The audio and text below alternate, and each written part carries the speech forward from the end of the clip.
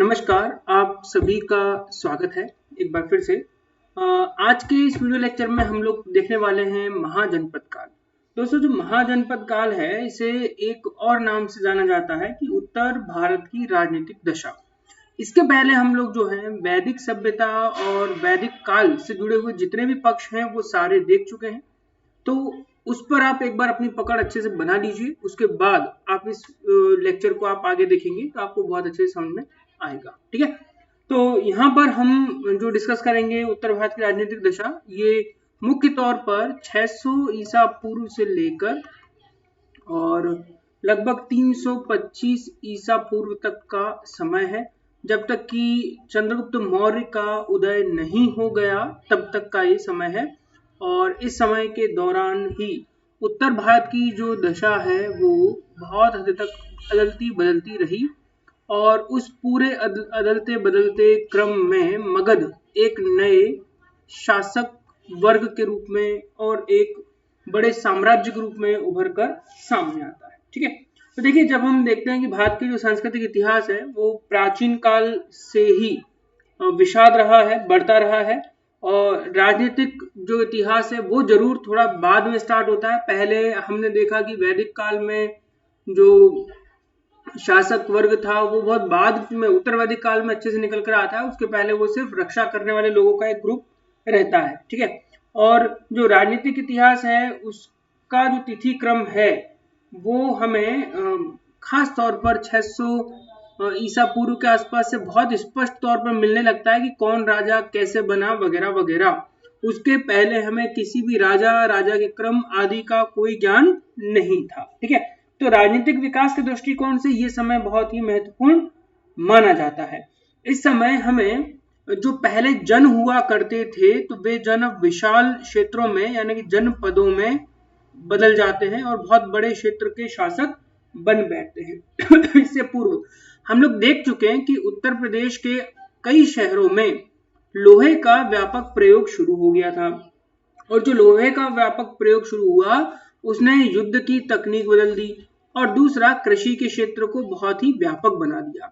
युद्ध और कृषि वे क्षेत्र थे जिन्होंने जनों को उभरने में बहुत मदद की, और बाद में बहुत व्यापक पैमाने पर जंगलों को साफ करके कृषि करने योग्य बना दिया, और कृषि के योग्य बनने से व्यापार उन्नत हो गया और व्यापार ने नगरों को जन्म देना शुरू किया। ठीक है, तो ये लोहे का ही काम था जिससे ये सब चीजें अदल बदल जाती हैं। यहाँ पर एक चीज हम समझेंगे कि कृषि, उद्योग, व्यापार, वाणिज्य आदि के विकास ने जो प्राचीन जनजाति व्यवस्था थी उसे भी बदल कर रख दिया, और जो छोटे छोटे जन थे अब वो जनपद के रूप में इसी प्रकार से उभर कर सामने आते हैं। ठीक है, अब देखिए यहाँ पर होता क्या है कि जो हमारे जनपद हैं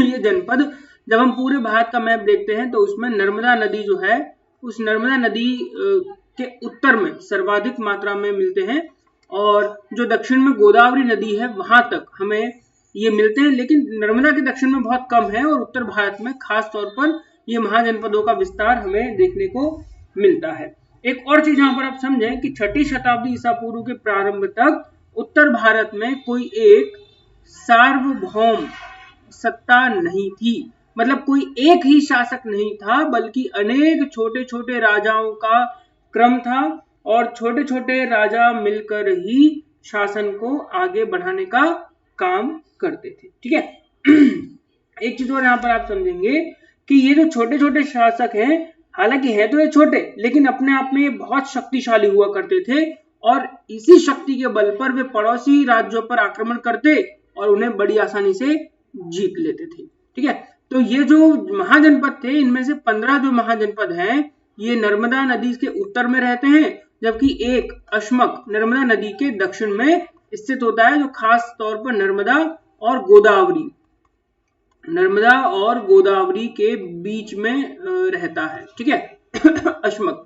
बाकी 15 महाजनपद उत्तर भारत में ही सिचुएटेड हैं, वहीं पर अवेलेबल है। ठीक है, अब इनके बारे में हमें जानकारी कहाँ से मिलती है, हम इतना वेल प्रूफ कैसे हो जाते हैं, या 16 महाजनपद थे तो इनके बारे में हमें जानकारी 3 तरह के ग्रंथों से मिलती है, जिसमें पहला है बौद्ध ग्रंथ, अंगुत्तर निकाय, याद रखिए मोस्ट इंपॉर्टेंट है अंगुत्तर निकाय। दूसरा है बौद्ध ग्रंथ महावस्तु और तीसरा है जैन ग्रंथ भगवती सूत्र। इन तीनों ही ग्रंथों से हमें 16 महाजनपदों के बारे में सूचना होती है। लेकिन यहाँ पर जो बौद्ध ग्रंथ है अंगुत्तर निकाय, इसके द्वारा जो 16 महाजनपद बताए गए हैं ये ज्यादा प्रमाणिक हैं, इनको ज्यादा प्रमाणिक माना गया है, क्योंकि उस समय महात्मा बुद्ध का लगभग जो समय है वो शुरू हो चुका होता है और उन्होंने पूरे संसार में यानी उस समय के पूरे इलाके में घूम घूम कर शिक्षा दीक्षा देने का काम किया, जिसके आधार पर जो ग्रंथ रचे गए वो ज्यादा प्रमाणिक हो जाते हैं, ठीक है, न कि जैन ग्रंथ इतने प्रमाणिक होते हैं, ठीक है। यहाँ पर एक चीज और कि 2 ग्रंथ हैं जिसमें अंगुत्तर निकाय और भगवती सूत्र, इन दोनों में एक बहुत बड़ा अंतर है। भगवती सूत्र जो है वो बंग और मलय महाजनपद की चर्चा करता है, जबकि अंगुत्तर निकाय में इन राज्यों की जो चर्चा है वो नहीं होती है। यही एक सबसे बड़ा अंतर है और इसी आधार पर हम अंगुत्तर निकाय को ज्यादा करेक्ट मान लेते हैं, क्योंकि अन्य जो प्रमाण मिलते हैं उनसे ये सिद्ध भी हो जाती है, ठीक है। सबसे अधिक जो जनपद हैं वो कहाँ होते हैं, तो अभी हम देख चुके हैं कि वो गंगा घाटी में ही अवेलेबल होते हैं, ठीक है। इसका एक मैप हम लोग सबसे पहले देख लेते हैं। मैप में आप देख पा रहे होंगे कि 600 से लेकर 300 ईसा पूर्व के आसपास के महाजनपद हैं। इनमें हम यहाँ शुरू करेंगे तो आप देख पा रहे होंगे कंबोज और गंधार और ये यहाँ पर पाकिस्तान में तक्षशिला पेशावर के क्षेत्र में। इसके बाद एक यहाँ पर आप देखेंगे कुरु, है ना, जिसके पास में कुरुक्षेत्र है। तो इसके बाद है सूरसेना, फिर है मत्स्य और फिर अवंती, ठीक है। इसके बाद आप देखेंगे चेदी, ये रहा चेदी, फिर अवंती की राजधानी उज्जैनी, ये रही नर्मदा नदी, ठीक है। नर्मदा नदी के उत्तर की ओर आप देखेंगे सभी महानगर यहीं पर हैं और साउथ में गोदावरी के किनारे पर है ये वाला अश्मक, ठीक है। ये वत्स है, मगध यहाँ पर है, मगध के उत्तर में होता है अंग, फिर यहाँ पर है काशी, ठीक है, काशी के ऊपर है विदेह और यहाँ पर है मल्ल और ये है कौशल, ठीक है। यहाँ पर ये जो मैप है इसको थोड़ा सा दिमाग में जरूर बिठाने की कोशिश कीजिए, क्योंकि जब हम इन महाजनपदों के बारे में इन डिटेल समझेंगे तो ये हमको बहुत हेल्प करेंगे, ठीक है, ये हमको बहुत मदद करेंगे समझने में। अगर आप इसको नहीं समझ सके तो फिर बहुत ही मुश्किल होने वाली है फिर तो, ठीक है। तो आप एक बार फिर से इसको देख लीजिए, मैं एक बार और इसको रिवाइज करवा देता हूँ। यहाँ पर है कंबोज, जो कि आप देखेंगे कि जम्मू कश्मीर के उत्तर में अफगानिस्तान के समीप है। इसके बाद है गंधार, ये पूरा अफगानिस्तान में ही है। तक्षशिला ये आज के पाकिस्तान में है। ये कुरु, यहाँ पर कुरुक्षेत्र है। ये यहाँ पर सूरसेन, मत्स्य प्रदेश, अवंती, ठीक है। मत्स्य प्रदेश आप देखेंगे जयपुर और उसके आसपास का जो रेगिस्तानी इलाका है ये वहां पर पड़ता है मत्स्य प्रदेश। और फिर इसके बाद आप देखेंगे चैदी, ये उज्जैनी के जस्ट ऊपर की तरफ है चैदी।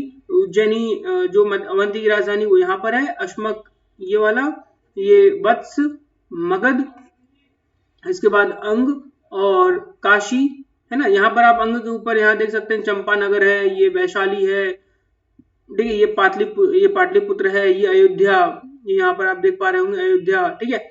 और इसके बाद ये राज्य है मल्ल, ये कौशल, ठीक है। और ये पांचाल, ये वाला इलाका आप देख पा रहे होंगे, ये पांचाल है, ये गंगा नदी हो गई, ठीक है। ये यमुना हो गई, ये बेतवा, चंबल, नर्मदा, महानदी और गोदावरी, ताप्ती, ठीक है। ये कुछ प्रमुख क्षेत्र हैं। यहाँ पर एक आप देख पा रहे होंगे, ये है भृगु कच्छ, ठीक है, ये भृगु कच्छ है। भृगु कच्छ जो है उस समय का प्रमुख बंदरगाह होता था, पूरा व्यापार यहीं से होता था। और यहाँ पर एक देख पा रहे होंगे उड़ीसा में है, ये ताम्रलिप्ति, ठीक है। ताम्रलिप्ति जो है ये भी एक बंदरगाह होता था, ठीक है। यहाँ से पूरे दुनिया भर में सामान जो है वो बिकने के लिए और व्यापार के उद्देश्य से जाया करता था, ठीक है। तो ये प्रमुख हमारे 16 महाजनपद है, इनका मैप आपने अभी देखा, ठीक है। चलो अब इनके बारे में थोड़ा सा डिस्कस कर लेते हैं फटाफट से। पहला है अंग। देखिए यहाँ पर आपको जो क्वेश्चन है वो इस तरह से बनेगा कि अगर ऑब्जेक्टिव टाइप का क्वेश्चन आएगा तो ऑब्जेक्टिव टाइप के क्वेश्चन में आपको पूछ लिया जाएगा कि अंग की राजधानी क्या थी, तो आपको पता होना चाहिए, ठीक है। या फिर अंग का राजा कौन सा था, ये आपको पता होना चाहिए। अगर ये क्वेश्चन रिटर्न में आएगा तो रिटर्न में आपको हो सकता है कि 3 मार्क्स में आपको मिल जाए, ठीक है। और यहाँ पर आपको पूछ सकता है कि अंग जो है बस इतना से दे देगा आपको अंग, ठीक है। तो आपको लिखना पड़ेगा कि अंग जो है वो महाजनपद काल में एक प्रमुख राज्य था जिसकी राजधानी चंपा, आधुनिक भागलपुर के निकट, और यहाँ का शासक ये था। इस तरह से तो आपको पूरे नंबर यहाँ पर मिल जाएंगे, ठीक है। तो चलिए अंग है, अंग जो है इसकी राजधानी क्या है, तो राजधानी है चंपा। ठीक है, आधुनिक समय में जो भागलपुर है, बिहार के निकट जो भागलपुर है, बिहार में ये ठीक है, और इसके निकट ये था। और मगध में एक शासक हुए बिंबिसार, जिनके बारे में हम आगे जानेंगे। उन्होंने यहाँ के शासक ब्रह्मदत्त को पराजित करके इसको मगध में मिला लिया था। तो केवल 3 बातें आपको याद रखनी है। पहला, अंग की राजधानी है चंपा, भागलपुर, और मगध के शासक बिंबिसार ने यहाँ के शासक को ब्रह्मदत्त को हराकर इसे जीत लिया था। अगला जो राज्य है वो है अवंती। अवंती जो है पश्चिमी भारत में मालवा और मध्य प्रदेश में स्थित था। उत्तर में जो अवंती है उसकी राजधानी उज्जैनी थी, और दक्षिण में जो अवंती है उसकी राजधानी जो है वो माहिष्मती कहलाती थी। 2 राजधानी इसकी थी, नर्मदा के किनारे माहिष्मती और शिप्रा के किनारे उज्जैन। गौतम बुद्ध के समय अवंती का जो शासक था वो था चंड प्रद्युत, याद रखिएगा, है ना। ये क्वेश्चन एग्जाम में आ भी चुका है। तो कि गौतम बुद्ध के समय अवंती का शासक कौन था, तो वो था चंड प्रद्युत। और मगध के सम्राट शिशुनाग ने अवंती को जीतकर, जो नागवंश का प्रमुख शासक था, इसे मगध में मिला लिया था। ठीक है, तो हमको ये बात पता होना चाहिए। अगला जो है वो है अश्मक। अश्मक जो है ये गोदावरी नदी के किनारे पर स्थित था, नर्मदा के दक्षिण में, और इसकी जो राजधानी वो थी पतीन या पोतना इसकी थी। और अवंती ने इस अश्मक को जीतकर अपने राज्य में मिलाकर अपने राज्य का विस्तार किया था। इसके बाद जो चौथा है वो है आपका चेदी। ठीक है, चेदी जो है ये यमुना नदी के किनारे पर अवस्थित था। इसकी राजधानी जो है वो थी सोथीवती। ठीक है, याद रखिएगा, ये बात आपको याद रखना है, सोथीवती। महाभारत में इस नगर का नाम जो है ये शक्तिमती या फिर शुल्डी साम्य कहा गया है। ठीक है, महाभारत में भी चेदी जो है इसकी चर्चा हुई है, चेदी के राजाओं की चर्चा हुई है, महाभारत में युद्ध में भाग भी लिया था। 6ठी शताब्दी के मध्य में जो गंधम के सिंहासन पर जो राजा थे वो थे पक्कुसाती। ये इस सिंहासन पर यानी चेदी के सिंहासन पर राज कर रहे थे। और इस नगर का, इस पूरे जनपद का जो सबसे महान शासक हुआ उसका नाम था शिशुपाल। ठीक है, जिसकी भगवान कृष्ण ने हत्या की थी। शिशुपाल यहाँ का सबसे महत्वपूर्ण राजा भी था, और इसकी चर्चा जो है ये महाभारत में हुई है। ठीक है, जब हस्तिनापुर से निकाल दिए जाने के बाद पांडवों ने अपनी नई राजधानी इंद्रप्रस्थ बनाई थी, तो इंद्रप्रस्थ में ही श्री कृष्ण ने शिशुपाल की हत्या की थी। ठीक है, तो शिशुपाल इंपॉर्टेंट था चेदी का। इसके बाद जो अगला राज्य वो है गंधार। ठीक है, अफगानिस्तान में पड़ता आज के समय ये। तो इसके अंतर्गत पाकिस्तान और अफगानिस्तान के कुछ भाग आता था। राजधानी थी इसकी तक्षशिला, जो पेशावर में पड़ती है। और यहाँ ये जो है विद्या और व्यापार का महत्वपूर्ण केंद्र था। व्यापार का केंद्र इसलिए क्योंकि यहाँ से आप पश्चिम की ओर आराम से जा सकते थे, और पश्चिमी लोग भारत की ओर भी इस रास्ते से होते हुए आते थे। और प्रोफेसर हेमचंद्र राय चौधरी जो हैं वो ये कहते हैं कि 6ठी शताब्दी ईसा पूर्व के उत्तरार्ध में गंधार पर फारस यानी ईरान का अधिकार हो गया, और भारत के साथ इसका जो कॉन्टेक्ट है वो छूट जाता है। ठीक है, इसके बाद जो छठा हमारा राज्य है वो है काशी। काशी जो है दोस्तों ये सबसे मजबूत और ताकतवर माना जाता था उस समय, क्योंकि उस समय ये 2 चीजों के लिए प्रसिद्ध था। पहला आप कह सकते हैं व्यापार। ठीक है, व्यापार की प्रमुख मंडी बन गया था। क्यों बन गया था, तो उसका जो मुख्य कारण है वो ये कि ये एक धार्मिक नगर भी था। ठीक है, और धार्मिक नगर होने के कारण यहाँ दुनिया भर के लोग आते थे, अपने साथ सामान लेकर भी आते थे, और इसी वजह से सामान का क्रय विक्रय यहाँ शुरू हुआ। तो व्यापार की एक मंडी बन गया, जिसके कारण राज्य को बहुत अधिक मात्रा में कर मतलब कि टैक्स मिलने लगा। और उस टैक्स के बिहाफ पर जो राजा है वो एक शक्तिशाली सेना रख सका और अन्य राज्यों को जीत सका था। तो इसलिए जो वाराणसी है ये इसकी एक राजधानी थी, और काशी इसलिए एक शक्तिशाली राज्य था क्योंकि यहाँ पर बहुत धन उत्पन्न हुआ। ठीक है, और अनेक जातक क्या होते हैं, जातक ग्रंथ होते हैं। ठीक है, बुद्ध धर्म के अंतर्गत जातक जो है ग्रंथ होते हैं, जिसमें भगवान बुद्ध की कहानियों को लिखा गया है। तो उन जातक ग्रंथों में वाराणसी को भारत का प्रमुख नगर बताया गया था, क्योंकि दुनिया भर के लोग धर्म के उद्देश्य से और व्यापार के उद्देश्य से यहाँ पर आया करते थे। एक है सोनंद जातक। इसके अनुसार ये कहा गया कि काशी के राजा हुए मनोज ने कौशल, मगध और अंग राज्य के राजाओं को अपने अधीन कर लिया था, और जैन तीर्थकर पार्श्वनाथ के पिता जो कि अश्वसेन थे वो काशी के राजा माने गए हैं। हालांकि जब मगध का उत्कर्ष होगा तो मगध के उत्कर्ष में भी सबसे ज्यादा जो रोल निभाएगा वो काशी निभाएगा। प्राचीन काल में यह भी माना गया कि पूरा भारत पर वही राज करेगा जिसके पास काशी हो। ठीक है, क्योंकि काशी धार्मिक उद्देश्य से और व्यापार के उद्देश्य से बहुत बड़ी एक कैपिटल बन गई थी उस समय की, और यहाँ से जो टैक्स है वो बहुत मिलता था, जिसका प्रयोग करके एक बहुत बड़ी सेना को रखा जाना संभव होता था। ठीक है, और आपको अगर जीतना, एक बड़ा राज्य बनाना है, तो उसके लिए आपको क्या चाहिए, आपको उसके लिए बहुत सारा धन चाहिए, जिसके बल पर आप सेना को रख पाएंगे। ठीक है, तो इसलिए काशी जो है ये बहुत ही इंपॉर्टेंट हो जाती है। ठीक है, यहाँ पर एक चीज और है कि जो यहाँ के सबसे शक्तिशाली शासक हुए, जिनका नाम ब्रह्मदत्त था, है ना, आपको पता चला कि ये जो प्रमुख शासक थे काशी के, वो थे ब्रह्मदत्त, जिसने कौशल को भी जीत लिया था। और कौशल के एक राजा हुए कंस, ये भी आपको मैं बताते चलूं, कौशल के राजा हुए कंस, जिन्होंने काशी को जीतकर और काशी की जो स्वतंत्रता है उसे संभवतः नष्ट कर दिया था। ठीक है, तो ये एक थोड़ी सी स्टोरी काशी के बारे में हमें और मिल जाती है। इसके बाद जो अगला राजा है, अगला जो तंत्र है वो है कौशल, है ना। कौशल जो है ये राज्य पश्चिम में गोमती और दक्षिण में रुचिका या स्यंदिका अर्थात जो नदी है उसके पूर्व में विदेह से कौशल को अलग करने वाली सदा नीरा जो नदी है उसके और उत्तर में जो नेपाल की पहाड़ियां हैं उसके बीच में ये स्थित था। ठीक है, और सरयू नदी जो है ये इसको दो भागों में विभाजित करती थी। उत्तरी जो कौशल है उसकी आरंभिक राजधानी जो है वो श्रावस्ती होती थी, याद रखना, ये मोस्ट इंपोर्टेंट है। और बाद में साकेत, जिसे अयोध्या कहा गया, वह इसकी राजधानी हो जाती है। और दक्षिणी जो कौशल है उसकी राजधानी थी कुशावती, याद रखिएगा, दक्षिणी कौशल की राजधानी है वो कुशावती थी। और आज का जो फैजाबाद है, ठीक है, जिसे आज हम अवध कहते हैं, ठीक है, उसी पूरे मंडल में ये अवस्थित है, इसको आप ज्यादा कंफ्यूज नहीं होना है। ठीक है, रामायण काल में जो कौशल है उसकी राजधानी जो है अयोध्या हुआ करती थी, ये भी कहा जाता है। और बुद्ध काल में ही इसके दो भाग हुए थे, जिसकी राजधानियां हमने अभी देखी। ठीक है, अगला जो एक बात और कि यहाँ के एक राजा हुए प्रसेनजीत। ठीक है, प्रसेनजीत और विदुधान, इन दोनों ही राजाओं ने जो कौशल राज्य है इसका बहुत विस्तार किया था। जो 4 प्रमुख महाजनपद होंगे उनमें कौशल भी एक था, और इन्होंने काशी, मल्ल और शाक्यों को कौशल साम्राज्य में शामिल कर लिया, और अजातशत्रु ने बाद में कौशल को जीतकर मगध साम्राज्य में मिला लिया था।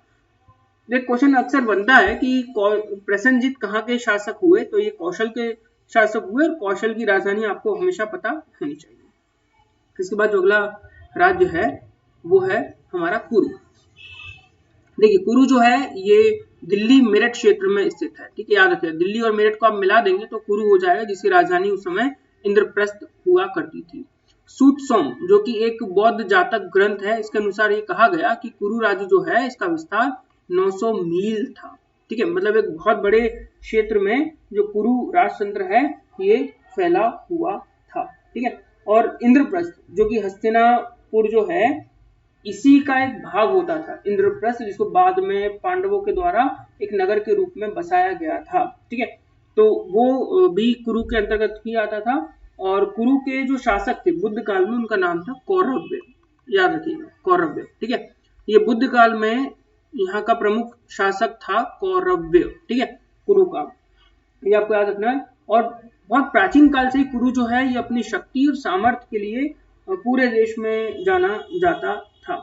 और शुरुआत में ये एक राजतंत्रात्मक क्षेत्र था, लेकिन बाद के समय में ये जो है एक गणतंत्र में बदल गया था। ठीक है, यहाँ पर ये बात आप याद रखेंगे। बहुत सारे जो बौद्ध ग्रंथ हैं उनके बारे में, उनसे भी हमें कुछ पता चलता है, जैसे कि पाली ग्रंथ कहते हैं कि इस राज्य पर युधिष्ठिला वंश यानी युधिष्ठिर के वंश के राजा जो है वो राज्य करते थे, और आधुनिक दिल्ली के पास इंद्रपत्तन या इंद्रपत या इंद्रप्रस्था कुरु की राजधानी हुआ करती थी। ठीक है, चलिए अगला जो राज्य है वो था कंबोज। ठीक है, ये जितने भी हैं, एक चीज आप जान लें, जितने भी हैं उसमें राजतंत्र ही विद्यमान था। 2 तरह के राज्य हुआ करते थे, पहला राजतंत्र होता था और दूसरा जो है वो होता था गणतंत्र। ठीक है, राजतंत्र और गणतंत्र। ठीक है, ये 2 तरह के राज्य होते थे जिनमें हम लोग देख रहे हैं राजतंत्रों को। ठीक है, इसके बाद जो कंबोज है, कंबोज जो है ये पश्चिमी सीमा का बहुत ही महत्वपूर्ण राज्य था, और इसकी राजधानी जो है वो हाटक या राजपुर थी। इसके 2 महत्वपूर्ण शासक हुए, जिनमें चंद्रवर्धन और सुदक्षिण प्रमुख थे, और विविध शिलालेखों में कंबोज तथा गंधार को एक दूसरे से संबंध भी कहा गया है। गंधार की भांति कंबोज भी सुदूर उत्तरापथ की राजधानी उत्तरापथ का राज्य था। उत्तरापथ मतलब क्या है कि व्यापार के उद्देश्य से दो राज्य बने हुए थे। एक उत्तरापथ जो उत्तर के सभी क्षेत्रों को जोड़ता था, व्यापारिक नगरों को जोड़ता था, वहीं एक होता था दक्षिणापथ जो कि दक्षिण में जाया करता था। ये दोनों ही जो हैं व्यापारिक मार्ग हुआ करते थे। उस समय के प्रमुख व्यापारिक मार्ग होते थे और प्रमुख जितने भी नगर हैं वो इससे जुड़े होते थे। ठीक है, महाभारत में भी कंबोज जो राज्य है उसका वर्णन हुआ है और ये कहा गया है महाभारत में कि कंबोजों का राजपुर नामक स्थान से संबंध रहा है।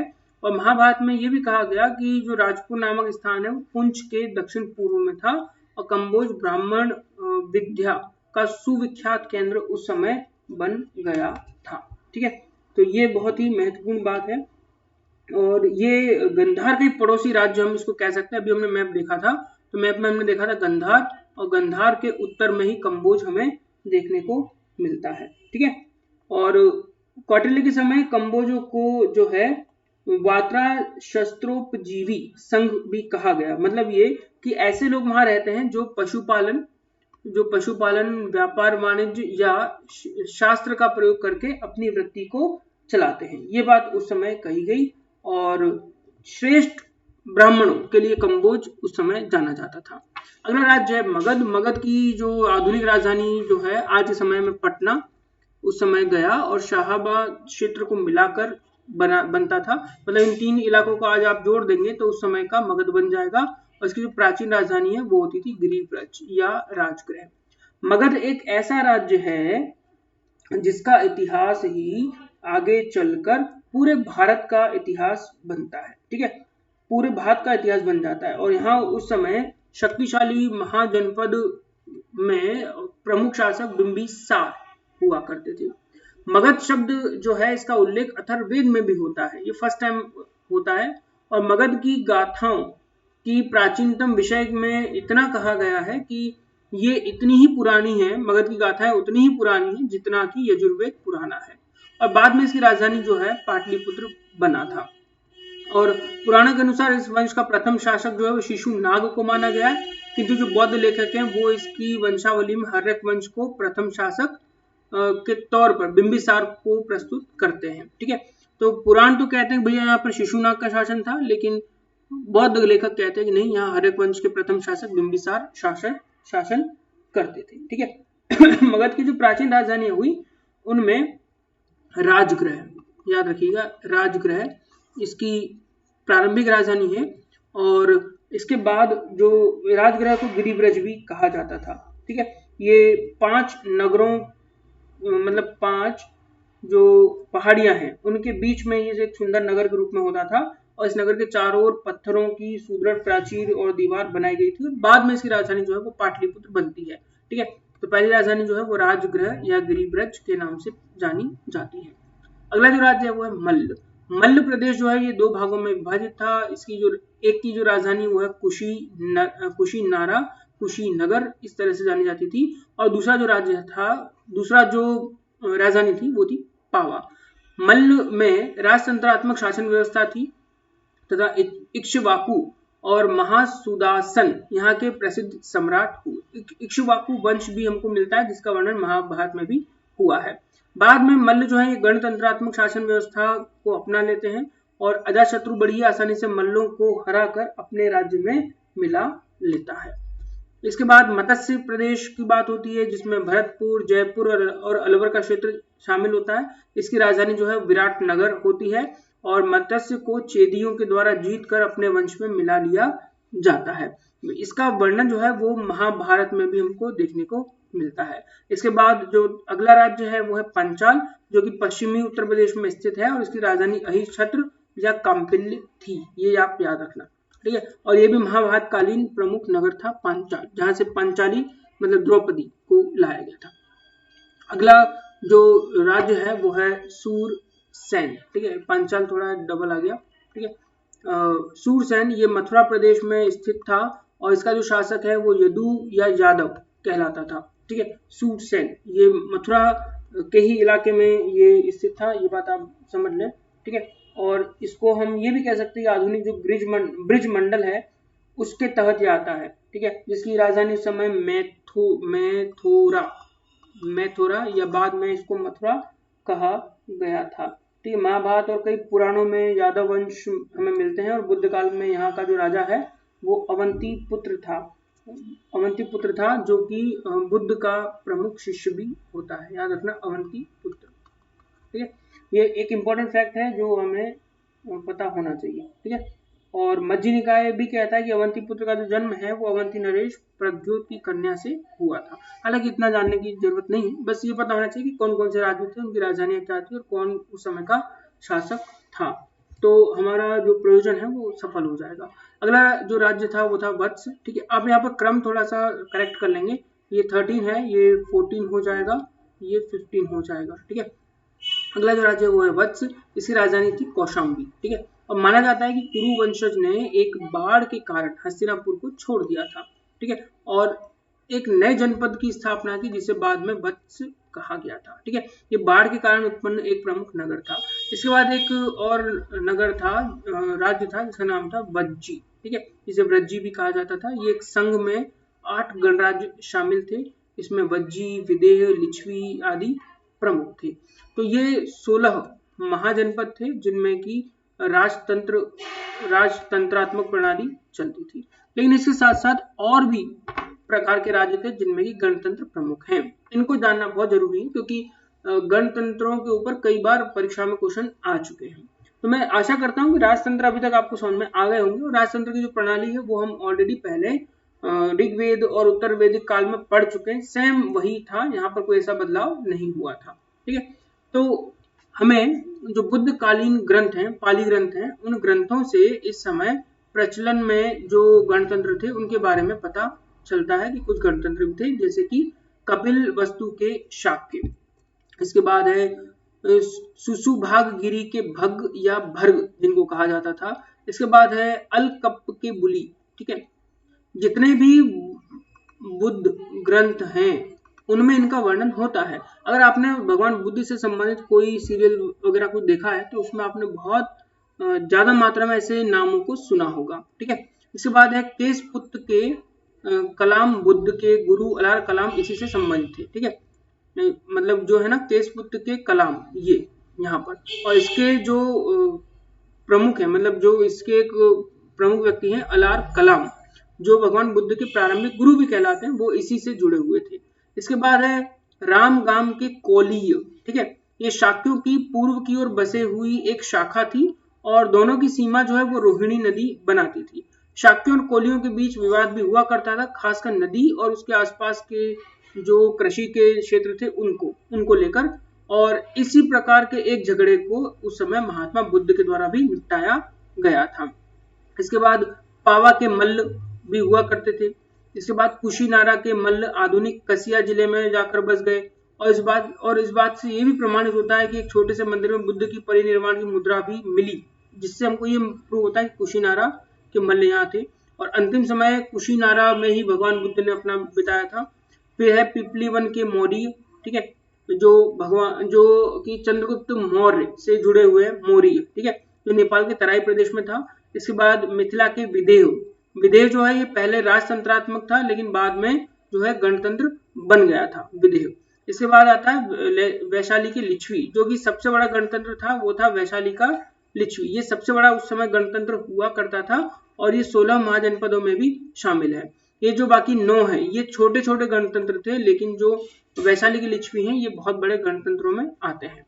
अब इनमें हम लोग सबसे पहली चीज जो जानेंगे वो ये कि गण राज्यों की शासन व्यवस्था किस प्रकार की थी, क्योंकि अभी तक हम लोगों ने जो राजतंत्र है उनको तो हमने जाना, लेकिन गण राज्यों का शासन विधान कैसा था उसके बारे में हमें कोई जानकारी नहीं है। देखिए, एक चीज और आप समझिए कि प्राचीन काल में शासन करने की जो पद्धति है वो 2 तरह की थी। ठीक है, पहली पद्धति थी वो थी राजतंत्र। ठीक है, थोड़ा सा यहाँ पर और हम डिस्कस करते हैं। और दूसरी जो पद्धति थी वो थी आपकी गणतंत्र। राजतंत्र, गणतंत्र। राजतंत्र वह तंत्र होता था जिसमें एक राजा होता था जो चुना हुआ भी हो सकता है और वंशानुगत भी हो सकता है। लेकिन गणतंत्र में क्या होता था कि जनता के द्वारा लोगों को चुना जाता था। जनता के द्वारा लोगों को चुना जाता था। ठीक है, और जो लोग चुने गए वे अपने लिए एक राजा को चुनते थे, है ना। मतलब चुने हुए लोगों के द्वारा ही, जो इलेक्टेड लोग हैं उन्हीं के द्वारा किसी एक व्यक्ति को चुन लिया जाना अपने राजा के तौर पर, और उसके द्वारा शासन का चलाया जाना, उसको क्या कहते हैं, उसको कहते हैं गणतंत्र। ठीक है। और देखिए एक चीज और यहां पर आप समझ सकते हैं कि गणतंत्र और एक मिनट, हाँ गणतंत्र और दूसरा होता है आपका लोकतंत्र। इस पर भी बहुत सी बार हमको कंफ्यूजन होता है। जैसे इसको हम समझते हैं जैसे चीन एक गणतंत्र है लेकिन लोकतंत्र नहीं है। भारत जो है वो गणतंत्र भी है और लोकतंत्र भी है। मतलब कि लोकतंत्र मतलब लोगों का शासन, मतलब ये कि लोगों के ऊपर जो शासन करेगा वो सरकार होगी, है ना, उसको हम सरकार कहेंगे, लेकिन वो सरकार लोगों के द्वारा चुनी गई होगी। ठीक है। जैसे कि हमारे प्रधानमंत्री जो बनता है ना, वो जो प्रधानमंत्री है वो लोगों के द्वारा सीधे चुना जाता है, मतलब कि पहले सांसद और सांसद के बाद वो चुन लिया जाता है। तो इस व्यवस्था को हम कहते हैं लोकतंत्र, मतलब शासन को लोगों के द्वारा चुना जाए, लोकतंत्र। लेकिन इन्हीं लोगों के द्वारा, इन्हीं चुने हुए लोगों के द्वारा अपने लिए किसी एक व्यक्ति को चुन लिया जाए जो सभी प्रकार की शक्तियों को रखता हो और शक्तियों को बांटता हो, तो उस तंत्र को हम कहते हैं फिर गणतंत्र, मतलब गणों के द्वारा बनाया हुआ एक तंत्र जिससे कि शासन चलता हो। तो जब हम अपने शासन में राष्ट्रपति को चुन लेते हैं, ठीक है, तो राष्ट्रपति का चुनाव हम नहीं करते हैं, राष्ट्रपति का चुनाव जो है वो सीधे हमारे द्वारा चुने हुए लोगों के द्वारा किया जाता है। तो जब राष्ट्रपति को चुनते हैं और राष्ट्रपति के द्वारा जो तंत्र हमारे बनाया जाता है उसको हम कहते हैं गणतंत्र। तो हमारे सरकार है चुनी हुई, लोकतंत्र, हमारे राष्ट्रपति है, हमने नहीं चुना, किसने चुना, चुने हुए लोगों ने चुना, तो उसको हम कहते हैं गणतंत्र। चीन में भी ऐसा होता है कि वहां के राष्ट्रपति को वहीं की एक पार्टी है उसी के लोगों के द्वारा चुन लिया जाता है, कहते हैं गणतंत्र। यही व्यवस्था प्राचीन काल में भी थी कि लोगों के द्वारा अपने लिए गणों को चुना जाता, उन गणों के द्वारा जो है अपना एक राजा चुन लिया जाता जिसे हम गणतंत्र कह देते। हालांकि आरंभिक काल में ही ये व्यवस्था थी, बाद के समय तो जब पद वंशानुगत हो गए तो उन्हीं में से राजा को बना दिया जाता और वही गण हमेशा के लिए बने रहते थे। ठीक है। तो हमें यहाँ पर एक चीज और है कि प्राचीन काल की जो गणतंत्र पद्धति है उसके बारे में ज्यादा कोई ज्ञान नहीं था, ये बात आप बिल्कुल समझ लीजिए। ठीक है।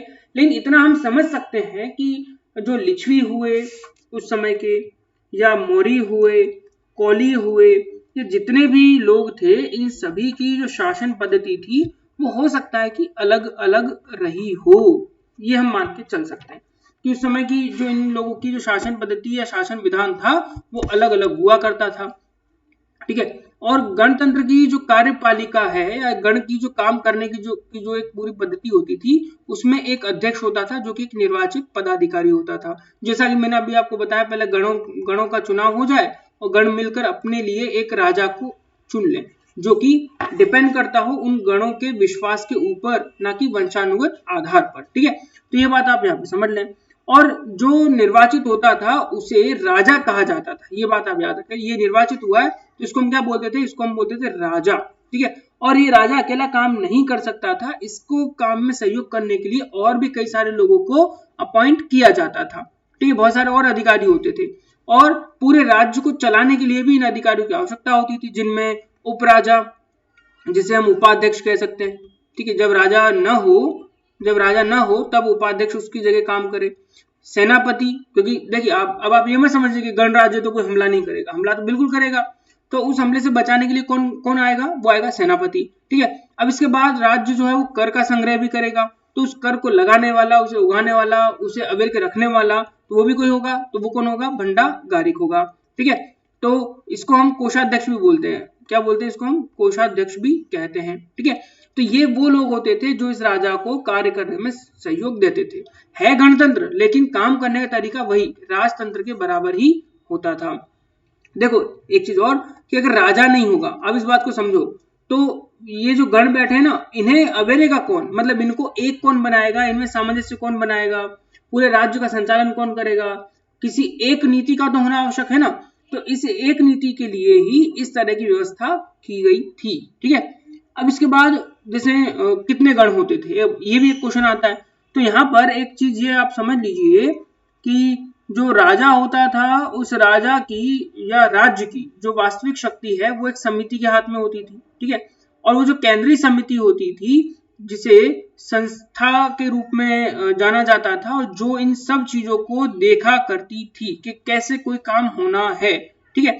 और ये जो समिति होती थी ये बहुत बड़ी समिति होती थी और इसके लिए चुनाव और कई बार पदों को बेचा जाना भी होता था, ये भी एक चीज हमें पता चलती है, ठीक है।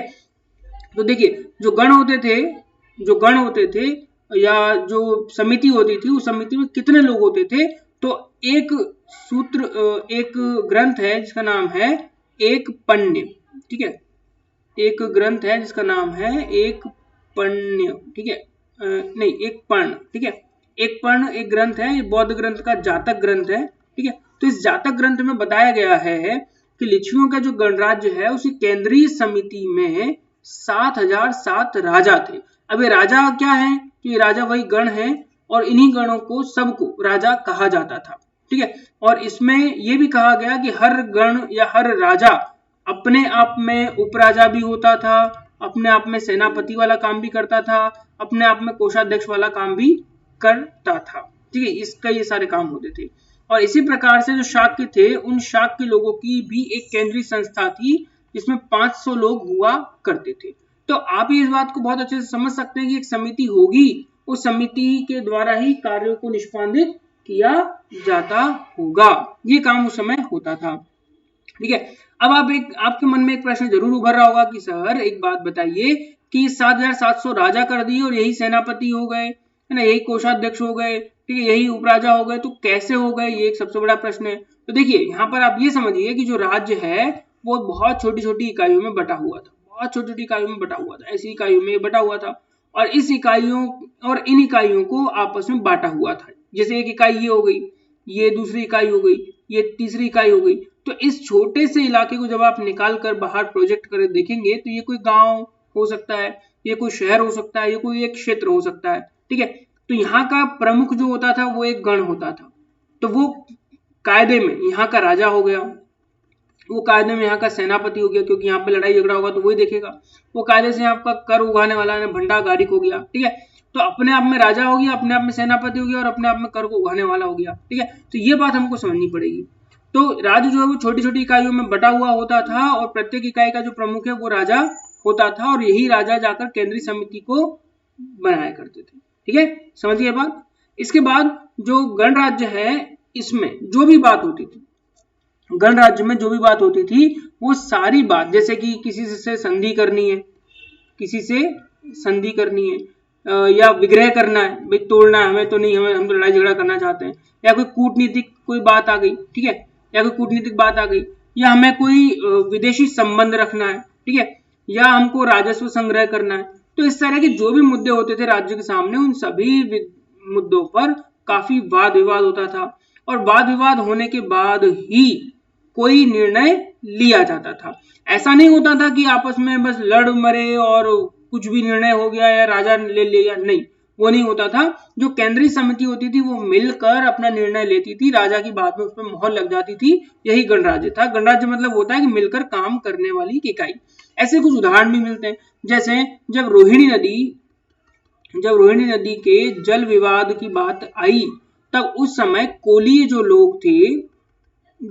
लोग थे और जो शाक्य लोग थे इनके बीच में लड़ाई हो गई, क्योंकि इनको अपनी कृषि काम करने के लिए बहुत जरूरी था।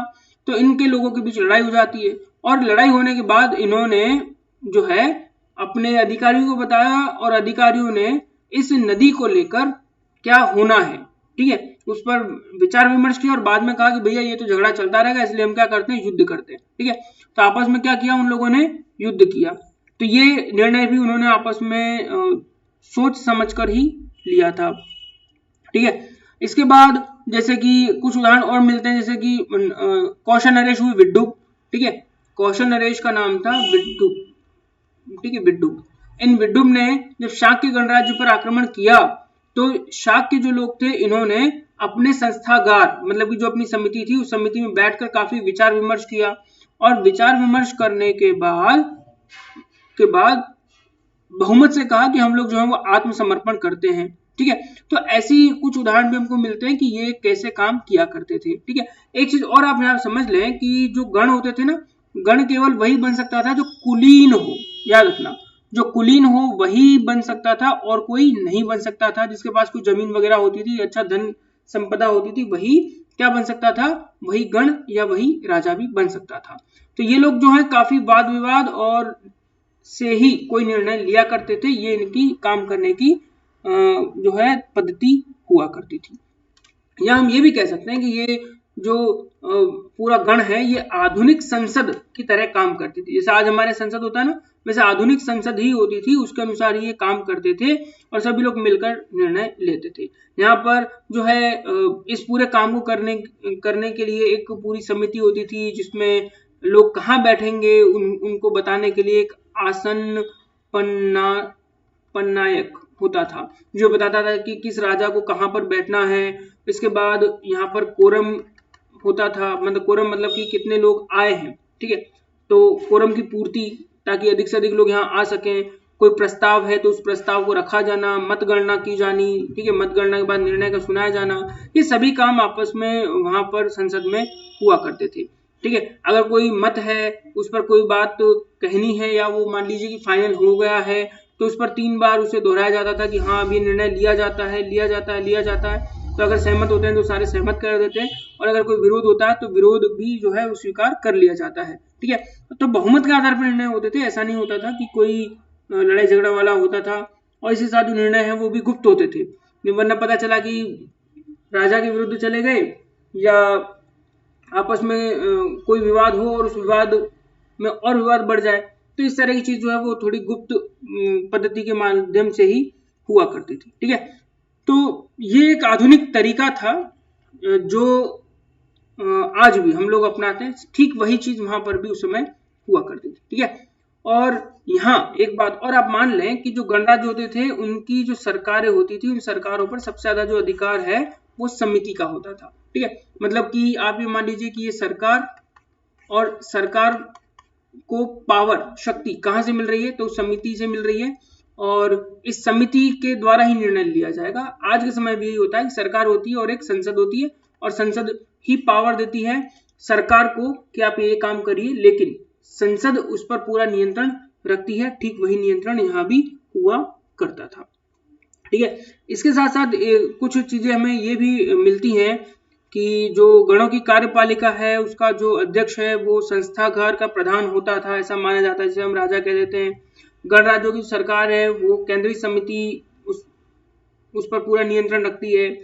राज्यों के जो उच्च पदाधिकारी या प्रादेशिक शासक हैं उनकी नियुक्ति भी यही समिति किया करती होगी, ये भी हमें कुछ साक्ष्य हमको मिलते हैं, ठीक है। और जो गणाध्यक्ष है वही मंत्रिपरिषद का अध्यक्ष होगा या होता होगा, ऐसा भी हम कह सकते हैं। और केंद्रीय समिति का जो न्याय जो है वो कार्य भी होता था, मतलब केंद्रीय समिति जो है इसका एक मुख्य कार्य ये भी होता था कि वो क्या करे, वो न्याय करे, ठीक है।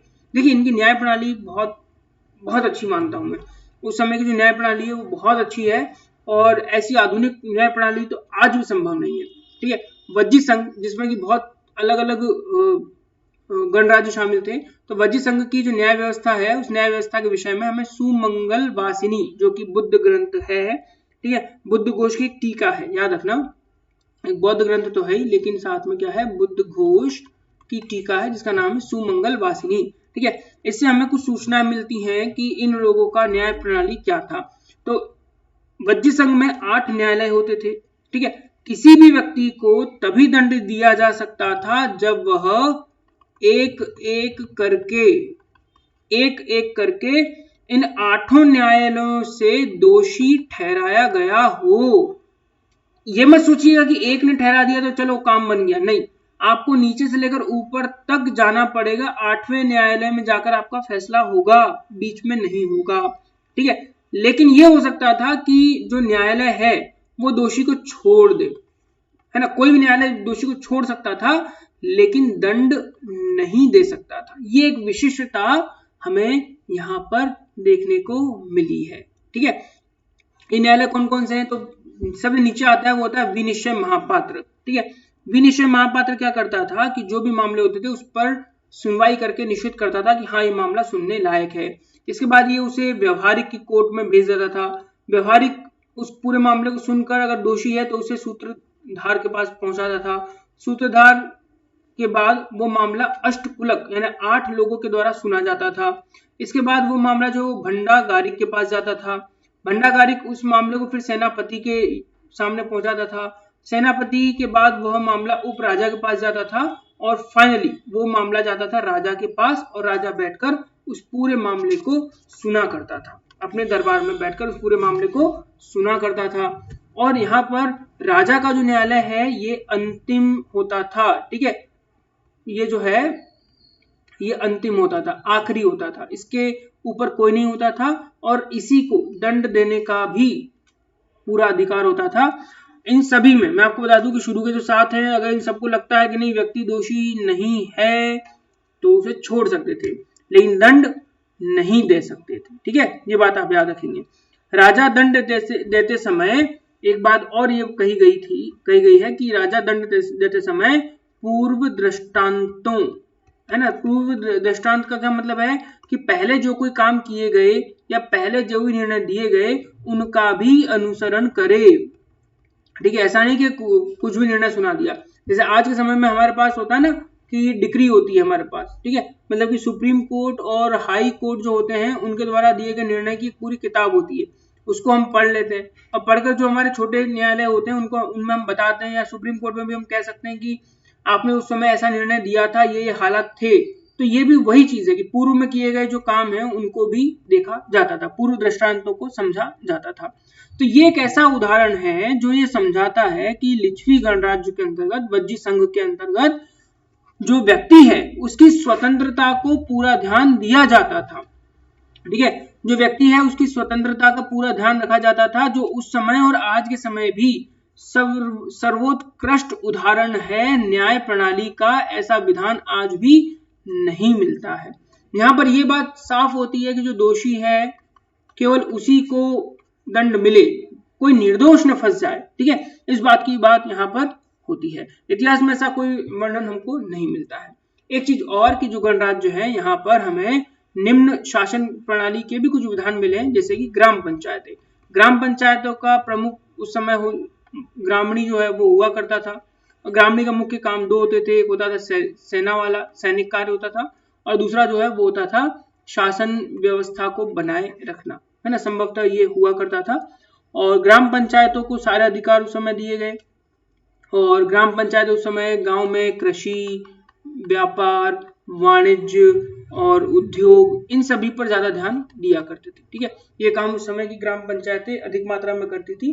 नगर और ग्राम पंचायत जो है, नगर और ग्राम जो है ये अलग अलग होते थे, ये कभी एक नहीं होते थे, ठीक है।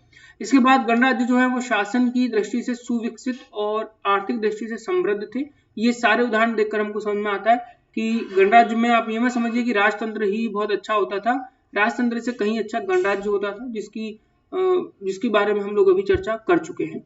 और महात्मा बुद्ध ने भी कहा है, महात्मा बुद्ध एक बहुत अच्छी बात कहते हैं, खासकर वज्जी संघ के बारे में। याद रखना, जो आपका वज्जी संघ है उसके बारे में महात्मा बुद्ध बहुत अच्छी बात कहते हैं। वो कहते हैं कि अपने जो शिष्य है आनंद, ठीक है, आनंद से वे कहते हैं कि हे आनंद, जो वज्जी हैं वे जब तक और बार बार अपने संस्थागार में बैठक करते रहेंगे, मिलकर सहमति बनाते रहेंगे, मिलकर निर्णय लेंगे, ठीक है, प्राचीन परंपरा का पालन करेंगे, प्राचीन परंपरा का पालन करेंगे, अपने जो बड़े बूढ़े हैं उनका सम्मान करेंगे, उनसे राय मशवरा लेंगे, उनके आदेश का पालन करेंगे, ठीक है, तब तक उनकी प्रगति होती रहेगी, ठीक है, और तब तक उनकी शक्ति बढ़ती रहेगी, उनमें एकता बनी रहेगी, विभेद नहीं होगा, तो उन्हें कोई भी हरा नहीं सकेगा, ठीक है। तो ये बात सिद्ध भी होती है कि जब तक वज्जी संघ संगठित रहा तब तक अजात शत्रु जैसा शासक भी उसे पराजित नहीं कर सका, हरा नहीं सका, और जब उनमें फूट पड़ गई तब ही अजात शत्रु जैसा शक्तिशाली शासक वज्जी संघ को जीत सका, ठीक है। तो वज्जी संघ अपने आप में बहुत इंपॉर्टेंट है और बहुत ताकतवर है जब तक कि उनमें कोई विभेद नहीं हो जाता, ठीक है। चलिए, अब इसके बाद एक आखिरी पॉइंट आता है जो है गणराज्यों का विनाश। कि आखिर गणराज्यों का विनाश कैसे हो गया।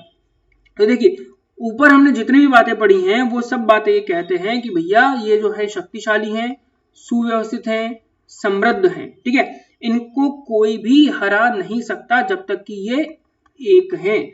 यहाँ से एक चीज और हमें मिलती है, मानव इतिहास का एक बहुत बड़ा हमें ज्ञान मिल जाता है कि हे मनुष्य, जब तक तुम एक हो तब तक तुम्हें कोई नहीं हरा सकता। जैसे तुम अलग अलग होंगे तब कोई भी तुम्हें हरा सकता है। जैसे कहा भी जाता है कि एक उंगली कुछ नहीं कर सकती, लेकिन 5 उंगलियां मिलकर, मतलब 4 उंगलियां और एक अंगूठा मिलकर किसी के भी दांत तोड़ सकते हैं। तो वही चीज गणराज्यों के विषय में भी थी, ठीक है। इन लोगों में देशभक्ति और जो स्वाधीनता है उसकी भावना बहुत बड़े पैमाने पर कूट कूट कर और भरी हुई थी, है ना। वे राजतंत्रों के खिलाफ तब तक विरोध करते रहे, तब तक लड़ाई लड़ते रहे जब तक कि वे एक रहे। जिस टाइम वो अलग हो गए उनका पतन होना शुरू हो गया। बहुत से लोग हैं जो अपने अपने अलग अलग तर्क प्रस्तुत करते हैं, उन्हीं में से कुछ तर्क हम देखते हैं। पहला, जैसे आपस में फूट पड़ जाना। जो वज्जी संघ था, वज्जी संघ में अजातशत्रु ने फूट पड़वा दी। 7707 जो राजा थे वे आपस में लड़ने लगे। उनका राजा जो है उसे पद से उठाकर बाहर फेंक दिया। अजातशत्रु ने आक्रमण किया। कोई एकता नहीं बची, कोई नेतृत्वकर्ता नहीं बचा। क्या हुआ? सब टूट के अलग अलग बिखर गए और अजातशत्रु बहुत आसानी से उस राज्य को जीत लेता है। तो गणराज्यों के विनाश के कारण क्या हो गया? आपस में फूट पड़ जाना।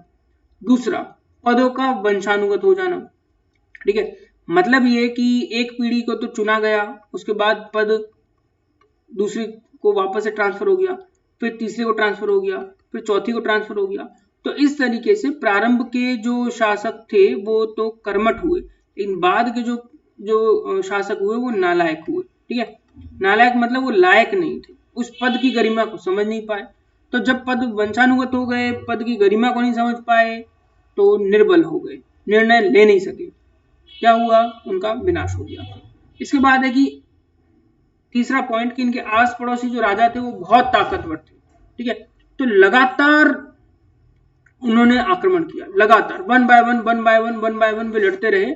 और जब वे लड़ते रहे तो जैसे ये एक राज्य इस पर यहाँ से चोट करी, फिर चोट करी, फिर चोट करी, फिर चोट करी, तो एक टाइम तो वो ऑटोमेटिक आएगा कि जब ये आपस में टूट जाएगा और ये बिखर कर अलग अलग हो जाएगा, ठीक है। तो पड़ोसी राजाओं ने क्या करा कि इनका नाश कर दिया लगातार युद्ध कर करके।